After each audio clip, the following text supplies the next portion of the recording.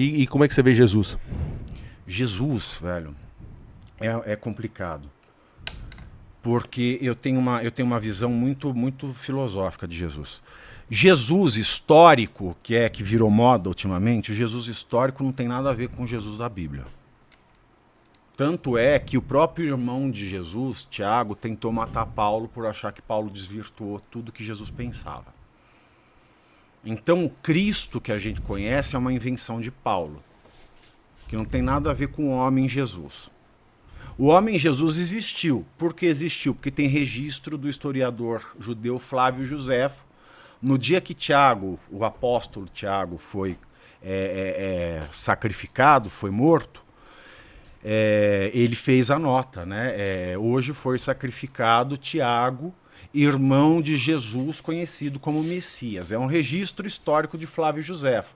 Agora, esse sentido que a gente tem filosófico, esse Jesus é uma criação filosófica de Paulo.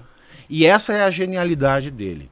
Porque se não fosse a criação do Cristo de Paulo, a gente continuaria fora da civilização. Paulo inventa a civilização.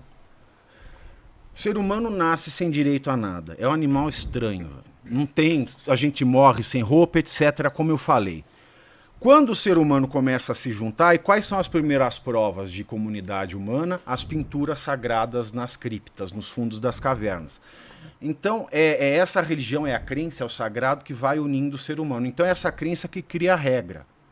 O Império Mesopotâmico, o Império egípcio, eles não eram civilizações, porque eles tinham regras. Quem é que tinha o elo com Deus? O Supremo lá, o soberano, o rei, o imperador. O resto da população não tinha direito, tinha regra. Tanto é que o imperador podia suspender a hora que quisesse.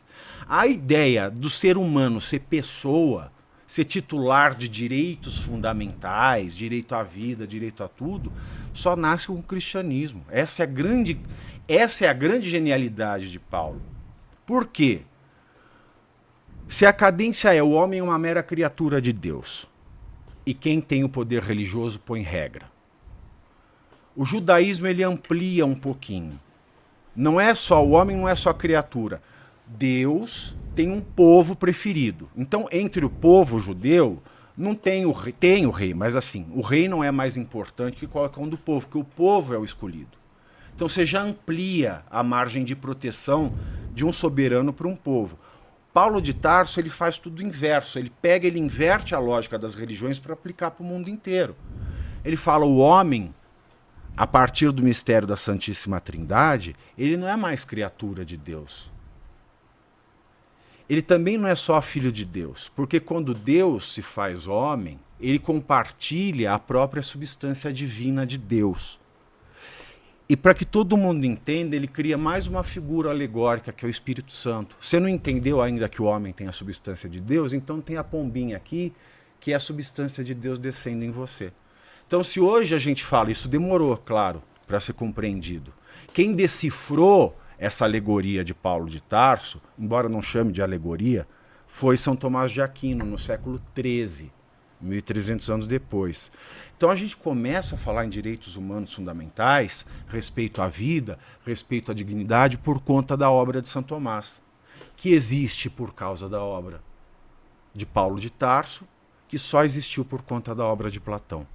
Então se nós somos pessoas hoje e nós merecemos respeito, dignidade, igualdade, liberdade, é por conta da invenção de Platão, transformada pelo cristianismo e traduzida por São Tomás de Aquino. Se não fosse o cristianismo, a gente não seria titular de direito. A gente viveria uma eterna situação de um Estado fascista, um Estado nazista, um Estado comunista vir e falar: vocês são humanos, vocês não são humanos. Se a gente fala em direitos universais e fundamentais, isso a gente deve ao Cristo de Paulo.